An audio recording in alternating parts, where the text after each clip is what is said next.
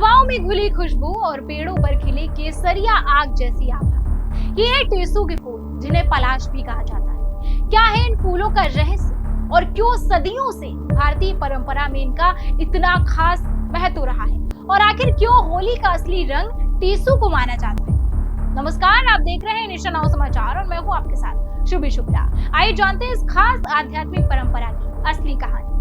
टेसू यानी पलाश का फूल केवल एक मौसमी फूल नहीं बल्कि आध्यात्मिक ऊर्जा का प्रतीक माना जाता है। इसका केसरिया रंग अग्नि, शुद्धि और नवजीवन का संकेत देता है। जब वसंत ऋतु में पलाश के पेड़ खिलते हैं तो ऐसा लगता है जैसे प्रकृति स्वयं यज्ञ की ज्वाला बनकर धरती को पवित्र कर रही है। धार्मिक मान्यताओं के अनुसार पलाश की लकड़ी का उपयोग यज्ञ और हवन में किया जाता है। इसकी 3 पत्तियों को ब्रह्मा, विष्णु और महेश का प्रतीक माना जाता है, इसलिए इसे ब्रह्मा वृक्ष भी कहा जाता है। मान्यता है कि पलाश से प्रज्वलित अग्नि वातावरण को शुद्ध करती है और सकारात्मक ऊर्जा का संचार करती है। होली का पर्व भी टेसू के बिना अधूरा माना जाता है। पुराने समय में लोग टेसू के फूलों को पानी में भिगोकर प्राकृतिक रंग बनाते थे। यह रंग त्वचा के लिए सुरक्षित होता था और शरीर को ठंडक देता था। आयुर्वेद में भी टेसू को औषधि गुणों से भरपूर बताया गया है। ये त्वचा और शरीर की गर्मी को संतुलित करने में सहायता करता है।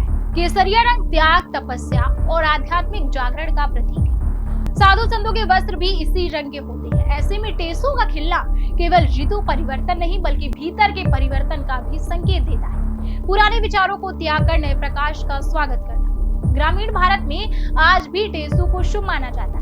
विवाह, पूजा और वसंत उत्सव में इसकी टहनियों और फूलों का प्रयोग होता है। लोक गीतों और कथाओं में भी पलाश का जिक्र प्रेम, समर्पण और जीवन के उत्सव के रूप में मिलता है।